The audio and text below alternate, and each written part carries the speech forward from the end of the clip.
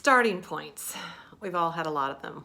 We started school, started a new job, started a new exercise program.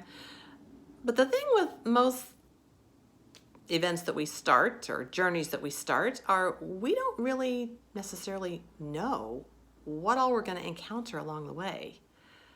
When I started school, my first day of first grade, I didn't know that I was going to miss the word police on my third grade spelling bee. I also didn't know that I wasn't going to be selected to be a part of the madrigal when I was in high school. But I didn't know that I was going to be a cheerleader or have the lead in a musical. That's the way it is with most journeys. There's the mix of the good and the not so good. But after you've lived a while, it can be really easy to kind of want to steer clear of those new starting points because of the reasons I just explained. We don't necessarily know what's going to happen, and if there's no immediate evidence of success, then no thanks. We'd rather just stay kind of safe and comfortable. Now, I usually run these scripts by my husband Sam before I film them, and when I got to this part, he said this. I wrote it down. Yeah, because we've conditioned ourselves to avoid disappointment. Isn't that the truth? And so we can stay stuck. But 4 years ago, this coin was a starting point for me. I received it when I went to my very first John Maxwell certification event. And while I was there, I joined mentorship. That was a pretty big deal for me because it was the largest investment of time and money in myself since I was in college. Now, there's a compass on this coin and also the words that say leading the pathway to significance. And it was at that event that I also heard the other words that are on this coin. Everything rises and falls on leadership. And that the most difficult person to lead is myself. Oh, and by the way, for you, the most difficult person to lead is yourself. But that day, 4 years ago, I made the commitment that I was going to intentionally lead myself and grow myself.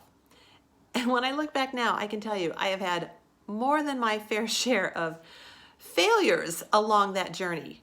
Like my first Facebook ad, pretty much a disaster. I never did another one. And then I had this series of videos that I was going to sell. That really hasn't happened. And then all the times that people have said, oh yeah, I'll get back to you on that. And then they don't get back to me on that. But you know what? There have been amazing rewards along this journey and things that in the beginning, there was no evidence that they were going to happen. Like I've trained leaders in Costa Rica and written a book and spoken on the John Maxwell stage. 2 weeks ago, when I was at the International Maxwell Certification event, I received this award. It's the Culture Award for Modeling Consistency. And the reason I got it is because I've been doing these videos, these Friday's Perspectives, for the last more than 2 years. And I tried for stage time 6 times before I finally made it to the stage. But you know what the best part about this award is? It's that even if there hadn't been anybody to place this in my hand, I had already won the award somewhere where nobody can take it from me, in here, because it's who I've become.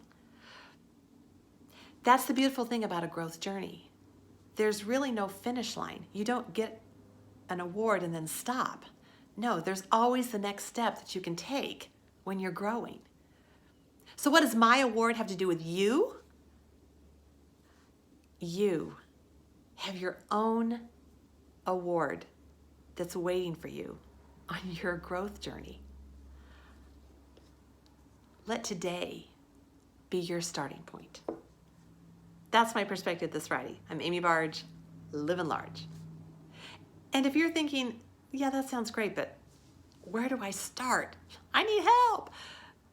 Call me. I love to talk to you about it.